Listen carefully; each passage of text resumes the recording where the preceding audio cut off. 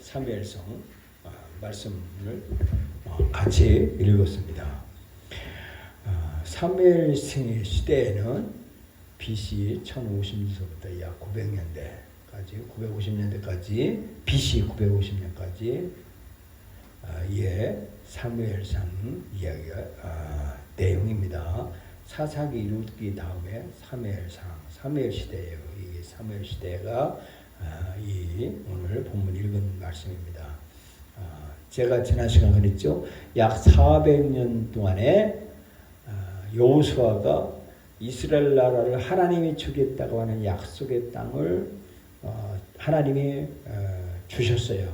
들어가서 하나님이 주신 땅, 그 약속의 땅, 이 땅을 차지했어요. 차지해서 400년 동안에 각 사사들, 판관기, 재판장들이 지역마다, 고을마다, 시대마다 하나님이 들으셔서 이스라엘 백성들을 깨우쳤어요. 그런데 이 하나님이 명령하신 블레셋, 여부스, 가나안 7족속을 완전히 멸하라고 하는데 멸하지 못했어요. 하나님이 명령하면 사글이 다 죽여야 돼요. 어린아이들 모두 하나님이 명령하면 하나님이 명령대로 해야 되는데 하지 못했어요. 인정, 사정, 혈연, 학연 이런 거로 인해서 악을 제거하지 못했어요. 완전히 제거하지 못했어요. 그러므로 말미암아서 이스라엘 나라가 위태하게 빠졌어요. 위태한 시대가 온 거예요. 하나님의 말씀이 희귀하고 하나님의 말씀이 들리지 않았고 자기 소견대로, 자기 느낌대로, 자기 감정대로 편을 가르고 자기가 옳다고 생각되면 그것이 정의였고 그것으로 인해서 나라가 아주 어지러운 상황에 빠져 있다고 지난 시간에 말씀했어요. 그런데 그때 이제 이 나라를 왕을 세워야 되겠다라고 생각해서 하나님이 계획하셔요. 근데 그게 누구냐 하면 그 엘가나라고 하는 가장이 있었어요. 엘가나라고 하는 가장이 그게 부인이 두 사람이 있었어요. 두 사람 중에 하나가 한나라고 하는 부녀자가 있는데 애기 이름은 나요. 그 분인나라고 하는 여자 같은 분인나는 자녀가 있는데 한나는 자녀가 없는 거예요. 너무 원통한 거예요. 그래서 하나님 앞에 성전에 가서 막 기도하는 거예요. 아들 달라고. 나 원통해서 못 살겠어. 하면서 남편을 빼앗긴 것 같고 아무 소망이 없는 것 같습니다. 라고 막 기도하기 시작하는 거예요. 그러면 서원을 해요. 하나님 아들 주면 내가 하나님께 바치겠습니다. 라고 서원을 해요. 그래서 하나님이 들으시고 얻은 아들이 사무엘이에요. 사무엘. 근데 사무엘 선지자가 이제 태어난 거예요. 이때 당시에 사무엘이 아까 읽었죠. 사무엘 당시에 엘리라고 하는 엘리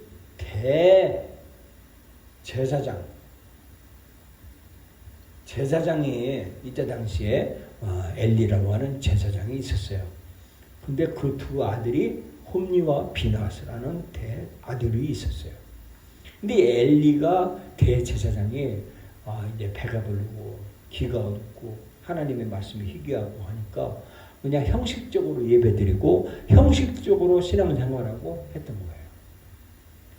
그러니까 그때 당시에 이렇게 희미하고 소망이 없는 상황에서 사무엘 선지자가 태어나서 하나님이 나서 이제 사울을 왕을 세우고 다윗왕 솔로몬까지 그 내용이 사무엘상에 이어지는 내용이 본문인 거예요.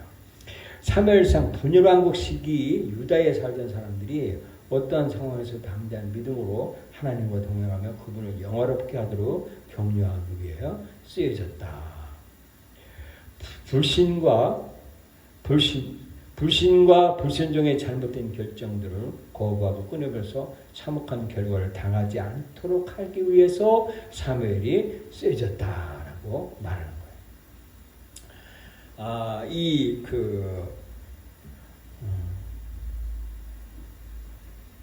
아까 말했던 엘리 대제사장의 아들 홈리와 비느하스가 타락을 해요.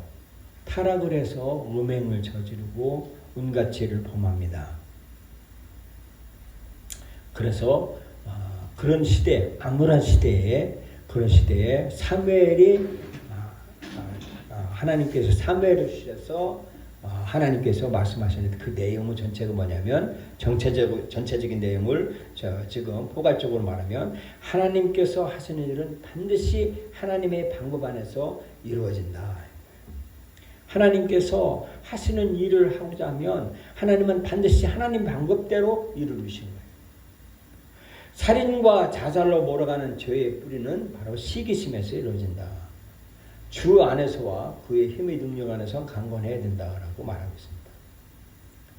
타락이 시작되는 시점은 대개 역경 가운데 있을 때가 아닌 번영 가운데 있을 때다라고 교훈을 주고 있습니다. 뿌렸다면 반드시 거두게 됩니다. 뿌렸다면 반드시 거두게 됩니다.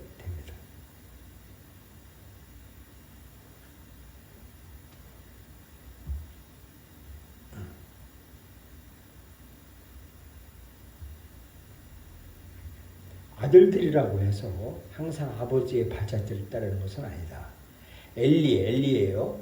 엘리의 아들들은 아버지인 엘리 대제사장인데도 불황자들이 되어버렸다. 다윗의 아들들 가운데는 근친상간이 있었고 살인과 반역의 죄를 저지른 자들도 있었다. 라고 말합니다.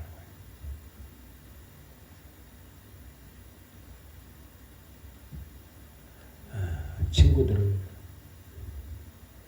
왕따 또는 내 소견에 기쁨을 주기 위하여 죄를 합리화시켜서 순간의 매를 피해보려고 하는 얄싹한 죄의 뿌리 심은 대로 거둡니다. 아버지가 어땠든 간에 아버지는 아버지, 자녀는 자녀. 심은 대로 거둡니다. 그 말씀을 사무엘을 통해서 사무엘에게서 교훈을 우리가 삶의 교훈을 얻어야 된다라고 제가 성경을 공부하다 보니까 오늘 말씀을 여러분에게 소개합니다. 이 사무엘 3장에 보면 사무엘이 자라매 여호와께서 그와 함께 계셔 그 말로 하나도 땅에 떨어지지 않게 하시니 라고 말하고 있습니다. 여기 보면 그 말이 무슨 말이냐면 그 말이라고 하는 이 말이 His word 이게 뭐냐면 하나님의 말씀이에요. 하나님 말씀들 하나의 음성, 하나의 하나님의 말씀이 아니라 여기 복수잖아요. His word. 하나님의 말씀들을 하나도 땅에 떨어지지 않게 했다라고 말하고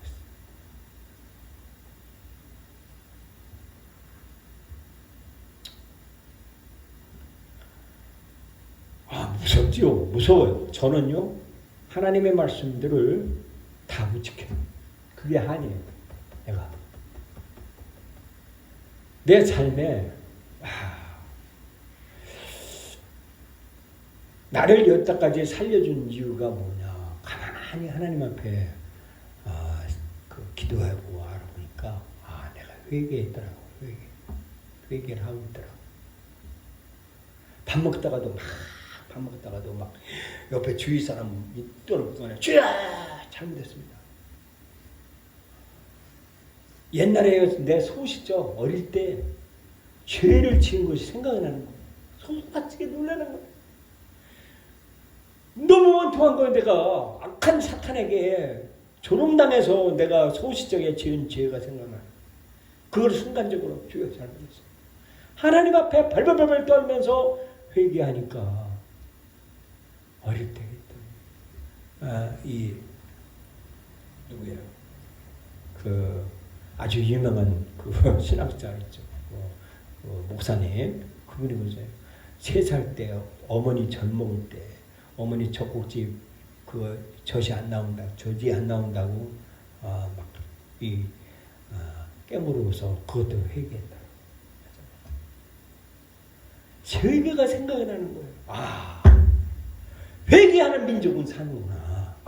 하나님이 나같이 이렇게 지금까지 살려준 이유가 뭐냐? 생각날 때마다 죄를 회개하고 손가락치게 누르고 내가 악한 사탄 원수마귀 귀신에게 쏘갔다는 것에 원통해하고 다시는 그런 죄를 범하지 않겠다고 결심하고 주의 말씀을 하나님의 말씀들을 땅에 떨어 하나도 땅에 떨어지지 않게 하고 싶은 마음인 거예요.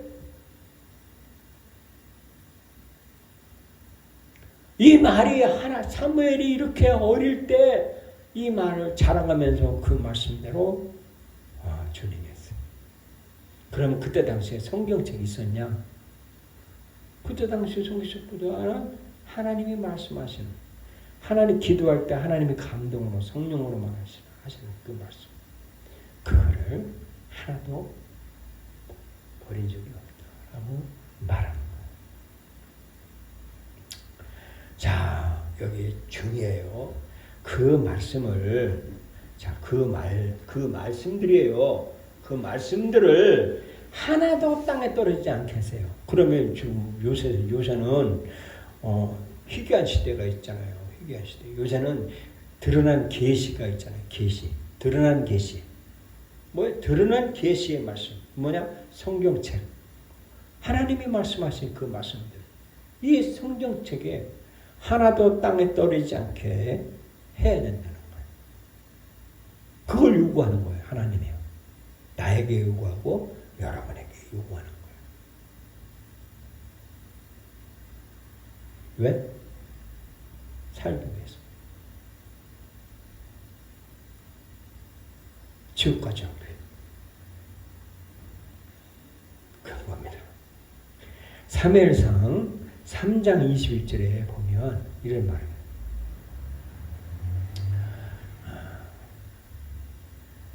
여호와께서 실로에서, 이 실로가 이제 성전에 있던 곳이에요. 다시 나타나시되 여호와께서 실로에서 여호와의 말씀으로 사무엘에게 자기를 나타내십니다. 뭐예요? 하나님의 말씀으로. 뭐예요? 하나님의 말씀으로. 하나님의 말씀. 나타나는 거예요. 아, 무서워요. 사무엘이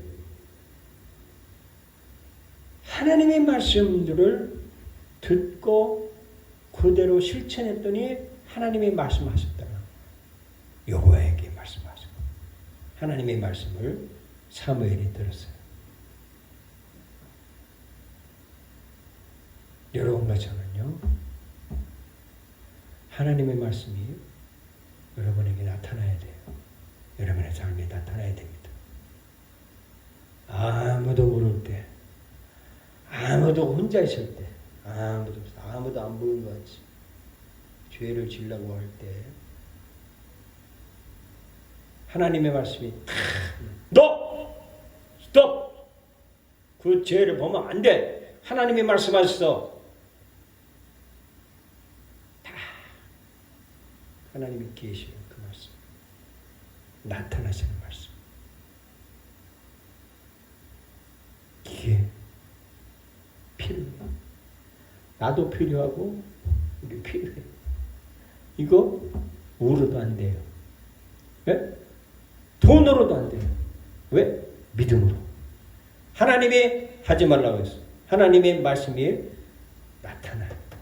그 말씀을 믿음으로, 그 말씀을 믿음으로. 돈으로 힘으로 안 돼요. 하나님이 나에게 말씀하신 그 믿음, 이 믿음으로 지켜놔야 돼요. 그렇게 말씀하십니다. 자, 여기 보면 제가 어릴 때 제 친구가 군대를 간다고 그래서 제가 그때 신학교 다녔어요. 그래서 군대 간다고 그러니까 내가 성경책 쪽복음을 하나 선물을 했어요. 그때는 유니온 성경이라고 조그만 신약만 나오는 이만큼 수첩같이 생긴 요만한 성경책이 있어요. 글씨도 조그맣고. 그걸 내가 너 예수 믿어라 하고 선물을 줬어요.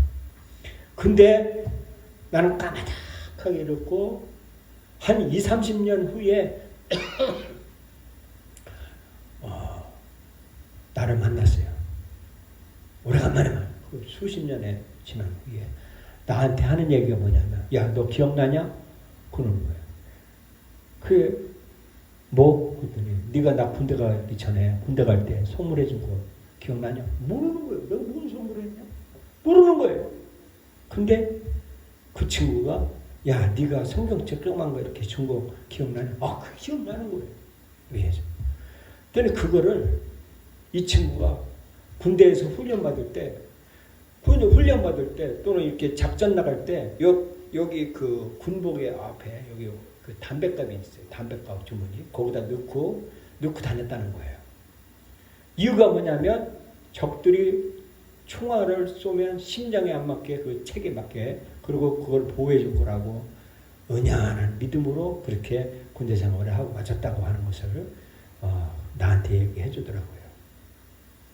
자, 여기 보겠습니다. 본문 말씀 볼게요. 백성이 진으로 돌아오매 이스라엘 장로들이 가로되 여호와께서 어찌하여 우리를 오늘 블레셋 사람 앞에 패하게 하시는고 라고 했어요. 이스라엘 사람들이 장로들 두목들이 이 돌아와가지고 막 내 자식들이 막 죽어나가고 막 전쟁에서 패해서 마주 막 다리가 후들거리고 막 아주 기진백진했을 때 이 그 블레셋 사람 앞에서 블레셋 팔레스틴이에요. 지금 하마스 팔레스틴이요. 하나님이 사사기 시대에 쳐서 어린아이까지 다 죽이라고 쳐서 멸하라고 하는데 그걸 안 멸했더니 나중에 블레셋이 막 카골이 장대해가지고 블레셋 사람이 전쟁을 했어요. 블레셋 사람 앞에 그냥 다 패하는 한 거예요. 그러니까 패하시는 거 여호와의 언약궤를 실로해서 우리에게 가져다가 우리 중에 있게 하여 그것을 우리를 원수들의 손에서 구원하게 하자 그랬어요. 장로들이 얼마나 두려웠고 전쟁에서 피했냐면 의지할 것은 언약궤. 이 언약궤가 뭐냐면 이 십계명을 말하는 거예요. 십계명. 괴짝에 괴짝. 그 속에 괴짝이 있고 그리고 거기에 있어요. 그 언약 괴짝을 실로라고 하는 곳에 거기다 놨어요. 우리가 졌나 보다. 그러니까 언약궤를 좀 가져오자 해가지고 언약궤가 있으면 우리가 이길 거야 라고 그렇게 이 상의를 해요. 그래서 4절에 이에 백성이 실로에 보내 그룹 사이에 계신 만군의 언약궤를 거기서 가져왔고 그랬어요. 엘리의 말했죠.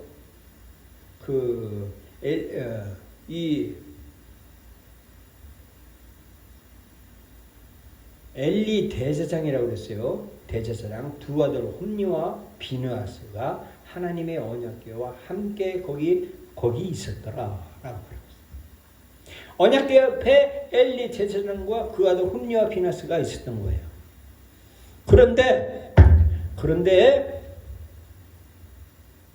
엘리는 하나님의 말씀을 모르고 홈니와 비느하스는요 성전에 들어올 그 예물을 갖다가 고기를 하나님 앞에 바치기도 전에 막 고기를 훔쳐 먹고 거기는 수정되는 여인과 성관계를 하고 음탕한 짓 하는 거예요. 어디서? 언약궤 옆에서. 언약궤가 있는 거. 자, 예를 들겠습니다. 어떤 사람이요.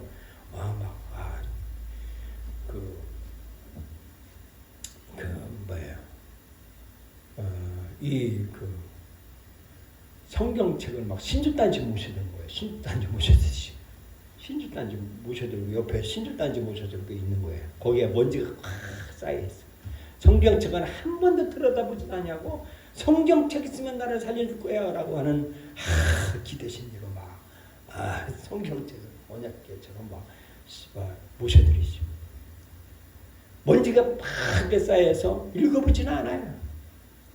그러면서 나는 목사의 자녀야. 나는 지켜주겠지. 우리 아버지가 목사인데 지켜주겠지. 성경은 사무엘처럼 하나님의 말씀들을 하나도 땅에 떨어지지 아니하고 그걸 그대로 이고 다니는데 말씀이 나타나는데 홈리와 비나스 엘리는요 언약궤를 신유단지 모셔드리고 먼지가 쌓아도록 하는데 그 언약궤는 잊어버린 거예요. 아까 친구가 이 성경책을 보호해 주겠다는 은연한 기대심님, 종교심님, 조직신학을 말하면요, 도덕론적 증명, 과학론적 증명으로 해서 살려주겠지. 성경책이 있으니까 살려주겠지. 그런 기대심리로 살지 않나? 여러분과 저하고 자문을 해야 돼요. 돌아봐야 돼요. 속으로는 온갖 더러운 죄를 다 지면서 나 목사는 아들이야. 나 목사 딸이야. 나 교회 다녀. 교회 책임자야. 왜? 내가 그렇게 생활을 해왔기 때문에. 어릴 때 그렇게 신앙생활을 해왔어. 얼마나 철저하게 내가 얘기하는지. 이 사실을 여러분과 저는 깨달아야 돼. 깨달아야 돼. 왜? 지옥 안 가려면 깨달아야 돼. 그 말씀을 해주고 있어요. 그래서 우리가 소망이 있냐? 또 소망은 있어요. 왜? 하나님의 말씀하셨어요. 하나님의 방법대로 하나님의 일을 하시는 거예요. 지금 정치 상황, 세계 상황 봐도 소망이 없지만 하나님은 하나님의 방법대로 하나님이 해가세요. 어떤 방법이냐? 여기 소개하고 있어요. 다윗의 후손에게서 메시아가 나갈 거다라고 사무엘상 7장에서 말씀을 해주고 있어요. 하나님은 이 씨에게 견고한 나라를 주실 것이다 하라고 했어요. 다윗 왕이요, 그가 경건했냐? 그건 아니에요. 추악한 죄도 범했어요. 다윗 왕. 그럼에도 불구하고 다윗에게서 견고한 나라를 줄 거다 라고 뭐냐면 다윗이 회개. 지난 날은요, 그 죄를 또아리 틀어서 그거를 막 감추고 그것을 드러나면 막 이게 안 될 것 같아서 막 사람을 쳐서 무자비한 적그리스도의 형상이 아니라 회개했어요. 그래요, 나 그런 죄를 범했습니다. 나는 죽일 놈이에요. 예수 그리스도의 절대적인 거룩한 보혈의 피가 나 같은 더러운 피, 살인의 죄, 괴수 중에 괴수의 피를 던져준다고요? 주님 앞에 부끄럽습니다. 나같이 더러운 피를 가진 내가 아무 죄 없는 하나님의 거룩한 피로 내가 씻는다고요? 너무너무 부끄러운 거예요. 하나님 앞에 내가 존재를 할 정도로 너무너무 부끄러운 거예요. 그럼에도 주님은 믿어라. 또 더러운 거 알아. 하나님의 직접 하나님의 방법으로 할 거야. 다윗의 후손씨는 하나님을 위해 집을 건축할 것이다. 그 후손은 하나님과 보좌관계를 누릴 것이다. 아버지와 아들과. 이 약속에는 조건이 없다. 조건이 없다. 영원하고 무조건적인 언약이다. 많은 사람들이 조건이 있어야 된다고 생각해요. 조건. 계약을 하고 하는 조건. 아니에요.